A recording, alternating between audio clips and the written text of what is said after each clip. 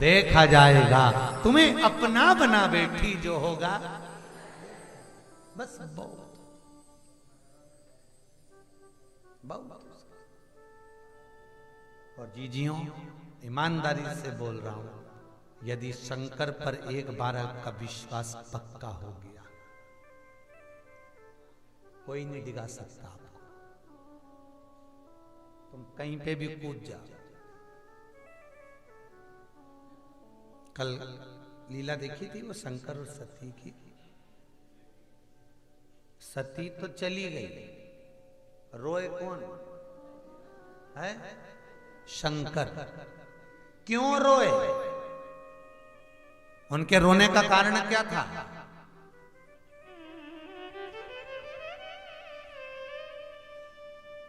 पत्नी चली गई इसलिए रो रहे थे क्या? नहीं, शंकर को रोने का कारण केवल इतना था कि सती तू प्राणों को त्यागी तो वो यज्ञ की अग्नि में त्यागी। तेरा जीवन बिगाड़ लिया था। कभी कोई दान कर रहा हो, पुण्य कर रहा हो, सत्कर्म कर रहा हो, यज्ञ कर रहा हो, अनुष्ठान कर रहा हो, उसमें कभी अड़चन मत डालो। जिंदगी में याद रखो, सती होते हुए यज्ञ की अग्नि में तू कूदी है, इसलिए तेरा अगला जन्म कोयल का होगा। काय का जन्म है तेरा? कोयल का। सती आंखों में जल भरती है, नाथ आप मुझे कोयल बना रहे हो, मैं आपकी धर्म पत्नी हूं। भगवान कहते हैं इसलिए आपको फिर वही कथा आ गई, तुम वेद और पुराण से नहीं डरना, मत डरो। धर्म और शास्त्रों से नहीं डरना, मत डरो।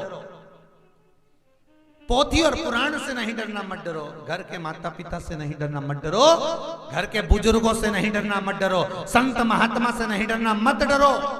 शिव पुराण कहती है पर अपने कर्म से जरूर डरना, क्योंकि कर्म का भोग तो परमात्मा को भी भोगना पड़ता है। कर्म का भोग परमात्मा भी भोगते हैं, भोगना पड़ता है। मत बुरे कर्म कर बंदे, वरना पछताएगा। भगवान की आंखों से तू, बहुत कठिन, बचना मुश्किल है। अच्छा करिए,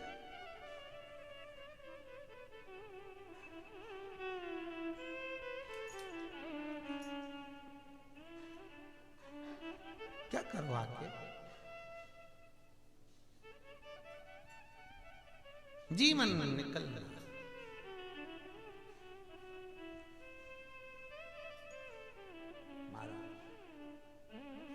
सती कोयल का जन्म पाएगी तू, क्योंकि तूने यज्ञ में अर्चन डाला। यज्ञ में अर्चन धरी है तूने, फिर मैं आपकी नहीं बन पाऊंगी। शंकर कहते हैं कोयल की योनि में जब दो अधिक पड़ेंगे, आषाढ़ के, आषाढ़ के महीने में दो अधिक मास पड़ेंगे, उसे लोग कोकिला अधिक कहेंगे। उस कोकिला अधिक में तू कोयल की योनि में जब मेरा भजन करेगी, तब मैं फिर वापिस तुझे पति के रूप में प्राप्त हो जाऊंगा, वापिस तुझे मिल वापिस।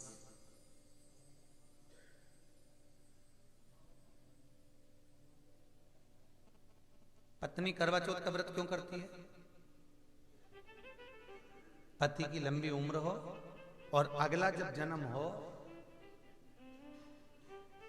फिर वापिस अगर मेरा जीवन हो तो ये भगवान ऐसे।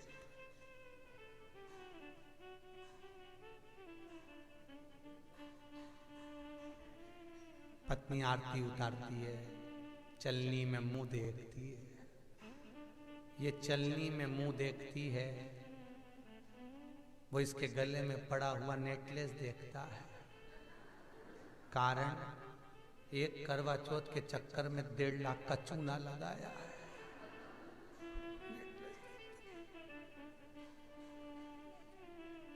फिर दोनों मिलकर चांद देखते हैं। ये धोख लगाती है जब अपने पति के चरण को, तो पति चांद देखकर कहता है जैसे आज बनाया परमानेंट बना दे।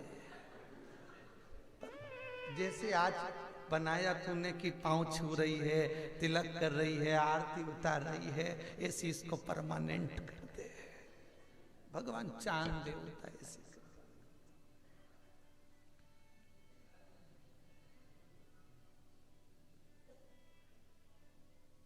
एक ही दिन होता है जिस दिन धर्म पत्नी कात्यायनी की तरह बोलती है, बाकी के समय तो चंद्र घंटा की तरह बोलती है।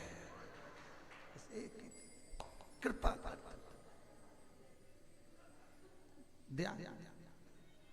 अब शिव को जो रोना आया है, कल के प्रसंग जो अपन सुने थे, उस देखे थे, उसमें वो जन्म पर आया, जन्म पर रो रहे हैं भगवान। व्यक्ति की आंख में आंसू कब आते हैं? जब उसको अपने वालों से कुछ दुख प्राप्त हो जाता है, पराये से नहीं। पराया कुछ भी करेगा आप सहन कर लोगे, पर अपना व्यक्ति जब अपने को कष्ट देता है तब आंख में आंसू आते हैं। आंसू आने का कारण केवल इतना सा होता है क्योंकि उससे आशा बहुत लगा कर रखते हो, बहुत आशा लगी होती है साहब, बहुत आशा।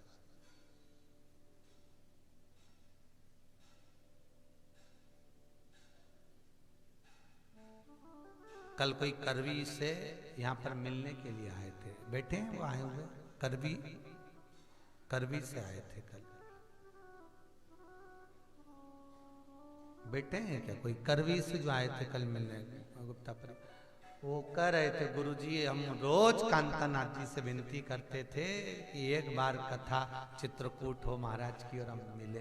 कल वो जब मिलने आए उनकी आंख में आंसू भरे थे। हमने कहा हो सकता है चित्रकूट की कथा आपके चक्कर में हुई है,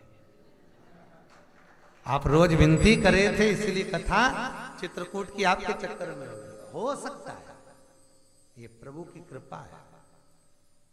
शिव कथा कह रही है, कांतानाथ भगवान शंकर के उपासक है, गोवर्धननाथ भगवान शिव के उपासक है। स्वयं कथा के क्रम में वर्णन किया, ब्रह्मा और विष्णु ने शंकर को पहचानने के लिए पर्वत को घुमाया, उसी से प्रथम शिवलिंग की उत्पत्ति हुई है। प्रथम शिवलिंग प्रकट हो गया। यदि कभी बद्रीनाथ के लिए आप लोग जाएं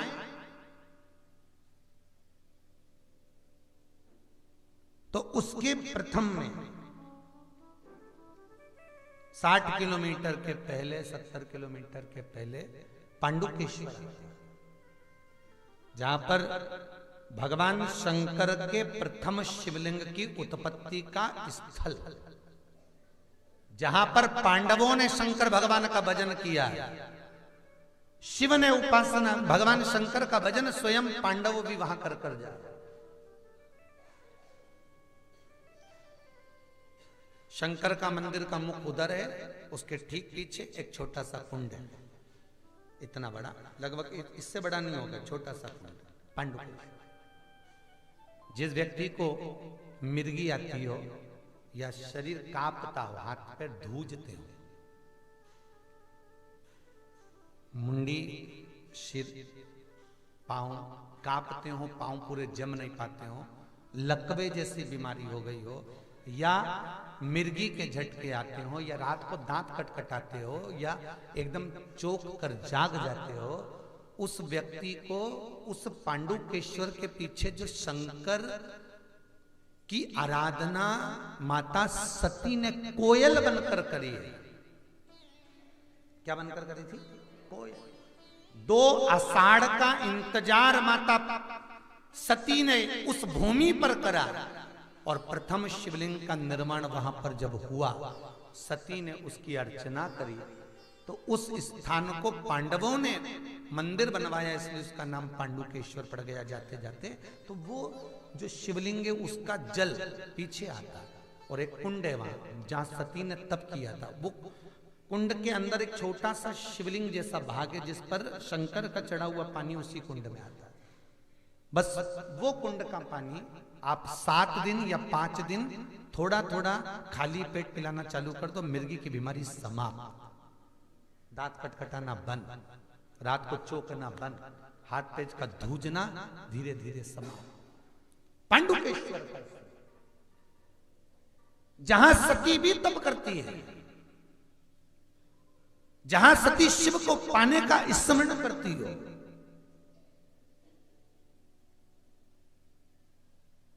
सती शिव को पाना।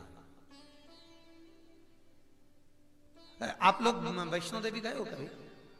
कौन कौन गया? सभी लोग गए हो क्या? बहुत अच्छा, धर लो धर लो। तो वैष्णो देवी गए हो तो वो शिव कोठी गए हो? गए हो ना? शिव कोठी में शंकर जी जो विराजमान है, तो वहां के पंडित जी साहब बोलना कि ये शिव कोठी के जो शंकर जी हैं, शंकर जी के ठीक पीछे एक कुंड है, शिव कोठी के ठीक पीछे कुंड है, ठीक है?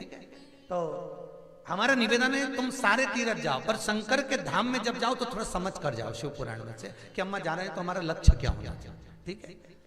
तो शिव कोठी के पीछे एक कुंड है हमारा, जिसको सहज कुंड कहा जाता है। कौन सा कुंड है? सहज।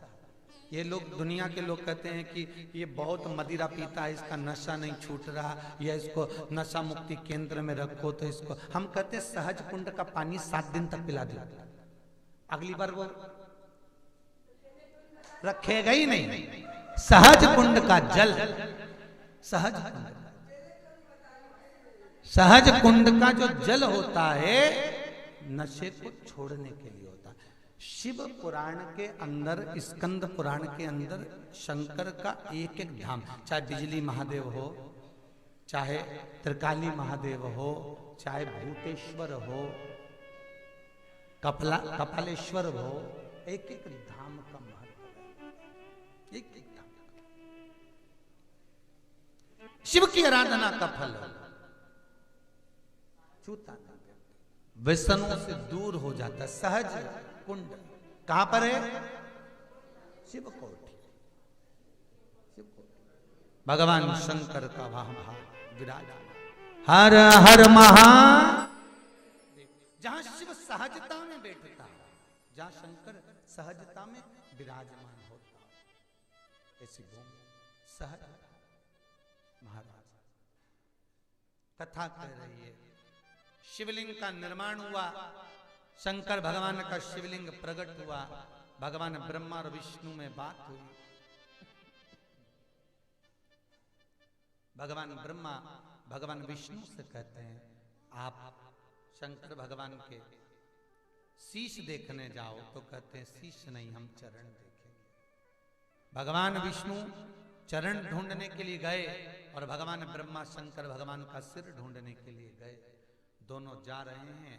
भगवान विष्णु को तो मालूम था कि शंकर के चरण तो मिलेंगे नहीं। शिवलिंग के अंदर कभी आपने भगवान शंकर के चरण का दर्शन किया है? नहीं। शंकर के चरण मिलना मुश्किल है। भगवान विष्णु जानते हैं कि माता पिता का ना तो चरण मिल सकता है न छोर मिल सकता है। नीचे का छोर, ऊपर का छोर, माता पिता के मन के छोर को जानना कठिन है।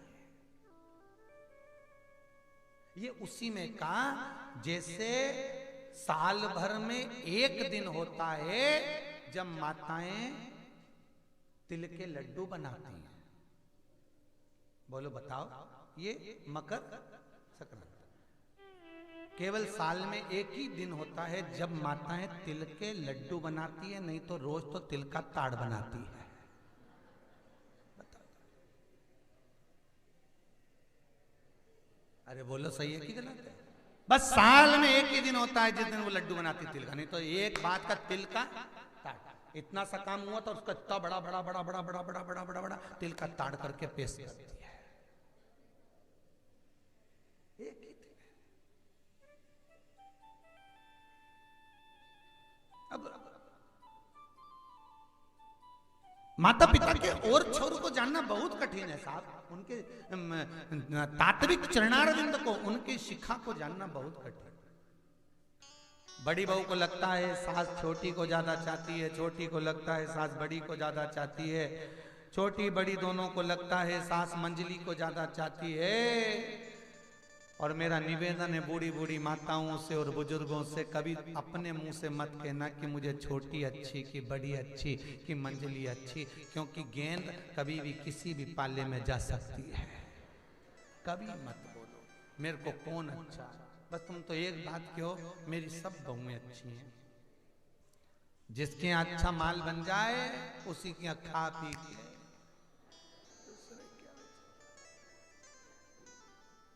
ये बुजुर्ग लोगों को तो सही में ईमानदारी की बात है, इनको शंकर जी से सीख लेना चाहिए। शंकर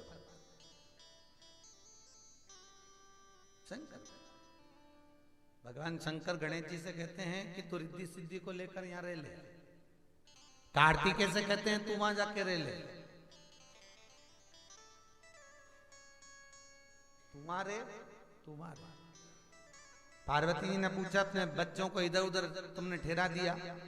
शंकर भगवान बोले पार्वती चिंता मत कर, एक इधर एक उधर है, घर में बनाओ सो बनाओ, नहीं तो बहुएं तो इधर भी हैं उधर भी हैं, कहीं पे भी कूद के चले जाओ, जहां अच्छा लगे वहां खा पी के दूसरे के घर भर जाओ। पर इतना याद रखना बस,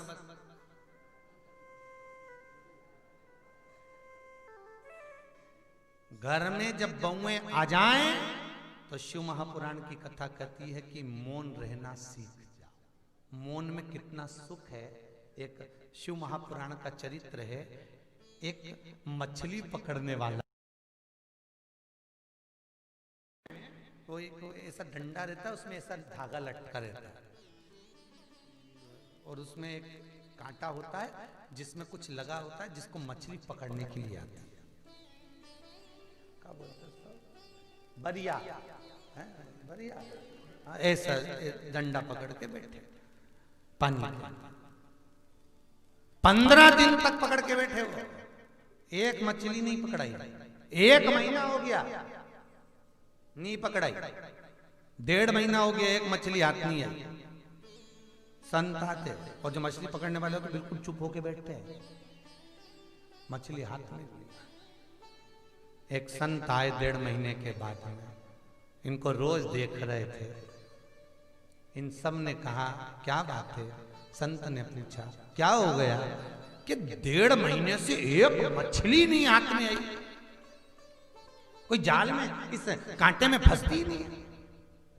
संत बोले तुम जिंदगी भर भी बैठे रहे हो तो ये हाथ में नहीं आने वाला। तो पूछा क्यों? संत ने कहा भी हमारे गुरुजी आए थे, इसी नदी के घाट पे प्रवचन देकर गए।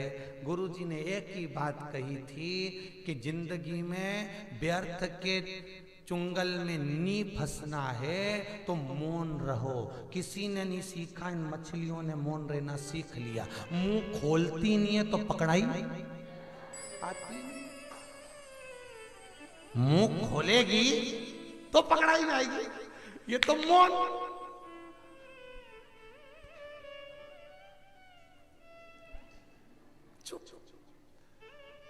जब जब ये घाट पर आती है, इनको मालूम है गुरुजी प्रवचन दे रहे होंगे। बस तुम भी एक ही काम करो, तिल का ताड़ जब होता है, जब हमारे मुंह से कुछ निकलता है, अकेली के माथा भड़ी के लिए दीवार से बोलो तो सही, बोले मत। क्या किसको रोइए, चादर तान के सोइए। आग लगे बस्ती में, अपन रहो मस्ती में, चक रही। पेंसिल से लाइन खींचो, डब्बा क्या करना पड़ता। अब के महाराज ये सब नुकसान करती है तो देख के दिल दुखता है। तो ईमानदारी से बोले, अगर मर जाएगी तो ऊपर से क्या झगड़ा करने आएगी? यही समझ ले। क्या करना पड़े? इतनी इतनी सब्जी बना के फेंक दे महाराज, फेंकने दे, फेंक बोले भगवान के भरोसे। अरे मैंने तेरे ही भरोसे भोलेनाथ, भंवर में नैया, बस उसके भरोसे हो जाओ। फिर उसकी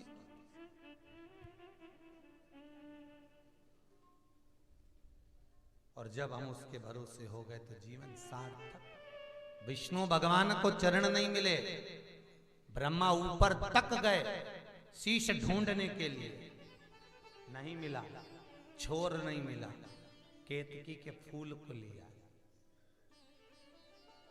तू बोल दे नीचे चल के कि ब्रह्मा जी को चरण शीश मिल गए।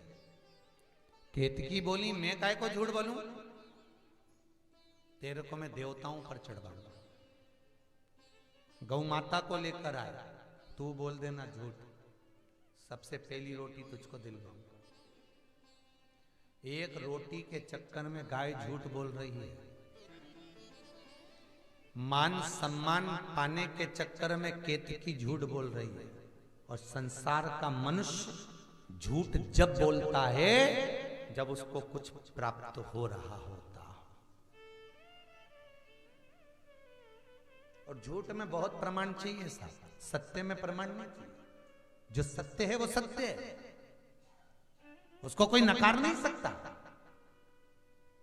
ये दुनिया के लोग जब कोई मर जाता है तब कहते हैं राम नाम सत्य है। हमारा निवेदन है दिवाली मिलने जाओ तो हैप्पी दिवाली मत कहो, जाते से क्यों काका जी राम नाम सत्य। काका कुर्सी से नीचे लुढ़क के गिर जाएगा, एक ही बात कहेगा क्या बुरा चाहता है? दिवाली पे है राम नाम सत्य कह रहा है, हैप्पी दिवाली की जगह नहीं काका जी।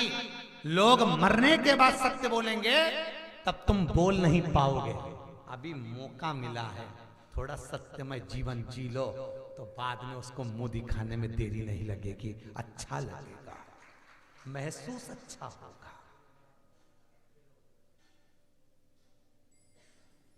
मैं कौन से कपड़े पहनूं कि अच्छा लगूं? शंकर जी कहते हैं ये बोल कि मैं कौन सा कर्म अच्छा करूं कि उसको अच्छा लगे। उसको भी तो अच्छा लगना चाहिए, कर्म अच्छा होगा। ये दुनिया के लोग तुम्हारे ये कपड़े से तुमको सम्मान देते हैं और वहां तुम्हारे भजन से तुमको सम्मान मिलता है। कितनी कथा सुनी, कितना भजन किया। कथा सुनना एक अलग बात है कि जा के बैठ गए और मन नहीं लगे तो बात दूसरी है, आए और प्राण खाए सो बात दूसरी है। पर कथा सुनी कितनी,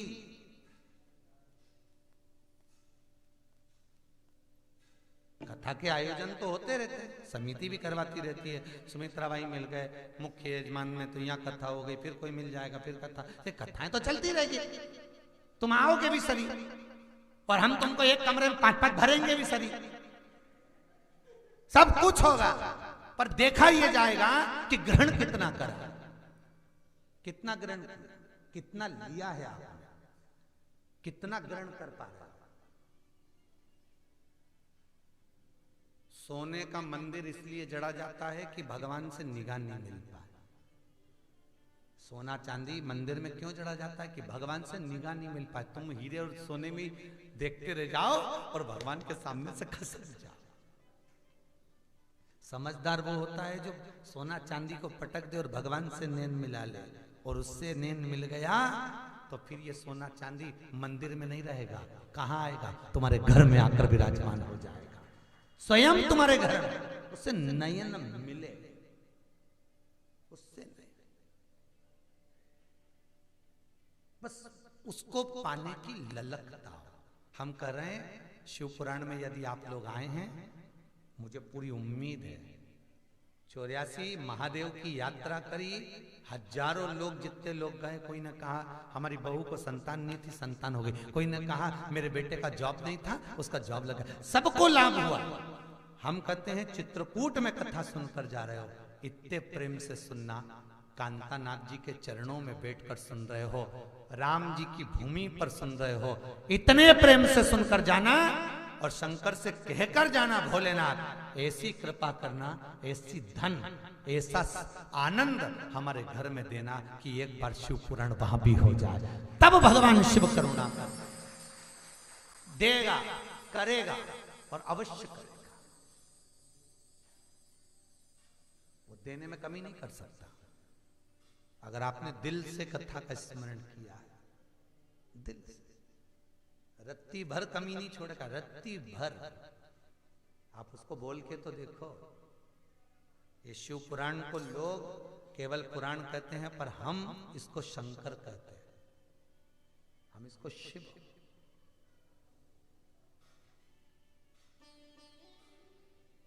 आप तो केवल उसके सामने शीश नवाते हो, पर हमारा तो कहना इतना सा है, उसको शंभु मानकर, शंकर मानकर, त्रिकालदर्शी कैलाशी मानकर, जिसने जो मांगा उसको मिला इस पुराण से।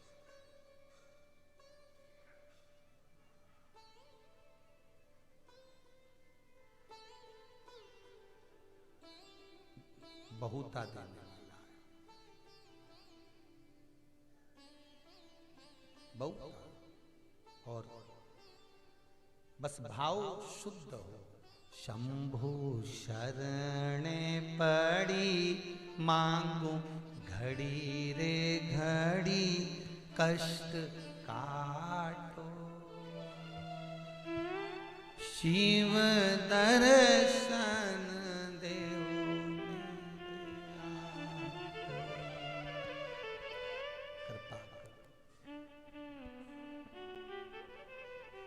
तेरे चरणारविंद में बैठकर बस यही मांगू, जीवन में कोई कष्ट ना आए, जीवन तेरे चरणों में रमा जाए, रमे तुझे। भगवान विष्णु ने ब्रह्मा से कह दिया मुझे भगवान शंकर के चरण नहीं मिले, सत्य बोल दिया। ब्रह्मा जी से पूछा आपको सिर मिला? ब्रह्मा कहते हाँ मिला। झूठ बोले, प्रमाण दो। तो का केतकी से पूछो, केतकी कहती है ब्रह्मा को सिर मिला। भगवान शंकर की आकाशवाणी हो गई शिवलिंग में से, श्राप दे दिया केतकी के फूल मैं तुझे श्राप देता हूं, सारे देवताओं पर केतकी चढ़ेगी पर शंकर पर नहीं चढ़ेगी। अगर केतकी का फूल शंकर पर चढ़ता है 1000 गौ हत्या के बराबर दोष लगेगा। इसलिए केतकी का फूल कभी शंकर पर नहीं चढ़ता, कभी भी नहीं।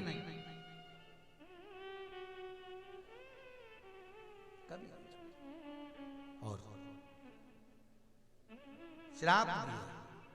गौ माता से कहा ब्रह्मा जी ने, पूछो गौ माता से। गौ माता ने कहा भगवान शंकर का सिर ब्रह्मा को मिला तो भगवान शंकर ने श्राप दे दिया। गौ माता तू जगत की मां होकर दुनिया के लोग तेरी पूजा करते हैं, तुझे मां मानते हैं, और तू शंकर के सामने झूठ बोली है। गौ माता मैं तुझे श्राप देता हूं कि तेरा पूरा शरीर पूजा जाएगा पर तेरा मुख अपूज्य माना जाएगा। गाय का पूरा शरीर पूजा जाता है पर गाय का मुख अपूज्य। तो झूठ बोली है, असत्य बोली।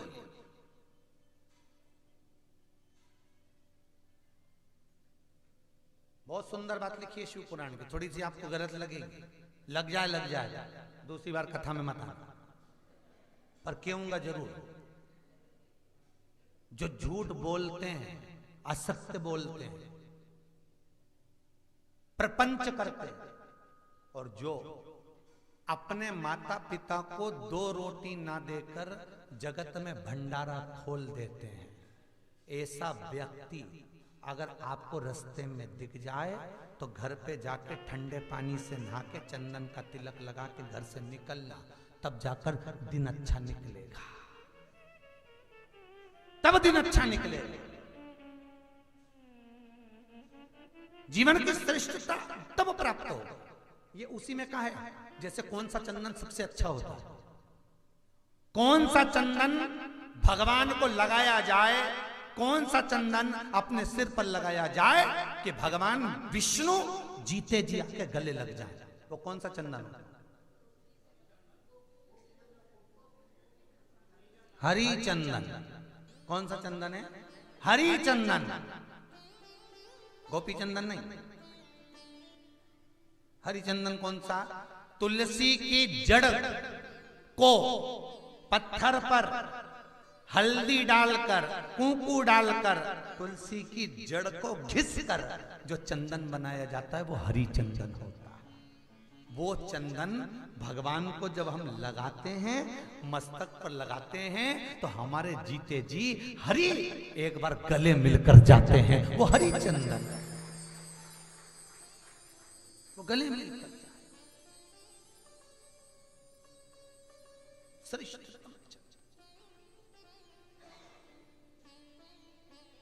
पर तुलसी की जड़ जब तो मिले जब तुम मुर्दाओं पर डालना छोड़ो। ना जाने कौन ने फैशन बना दिया कि कोई मरे तो तुलसी लेके जाओ। अरे भैया शास्त्र में लिखा था कोई मरे तो मुंह में तुलसी दो। घर की बहू बेटी कमजोर हो जाती है तो उसको शमशान नहीं छोड़ा जाता है। तुलसी की लकड़ी को घी में भिगोकर अपनी कामना कर कर, जो भगवान के सामने तुलसी की लकड़ी का घी में भिगोकर जो दिया लगा देता है कार्तिक के महीने में, उसके घर में कभी संपदा की कमी नहीं होती महाराज। लक्ष्मी कभी छिन्न नहीं हो सकती, बढ़ेगी पर घटेगी नहीं। और वो तुलसी को लोग कहां जला रहे हैं? मुर्दे पर।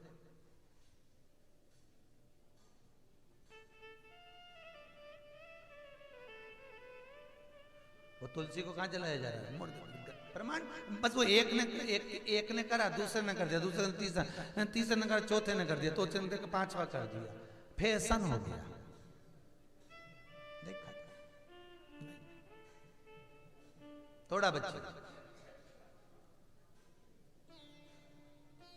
तुलसी ज्यादा सूख जाए उसको वृंदावन ले जाओ, तुलसी की माला बनाने वालों को दे दो, उनसे कह दो हम 15 दिन बाद आएंगे या अगले महीने आएंगे परिक्रमा करने, तो हमारी तुलसी की माला तैयार कर, तैयार करके देगा आपको। ये रख लीजिए। पाने की ललकता होना चाहिए, भगवान को मिलने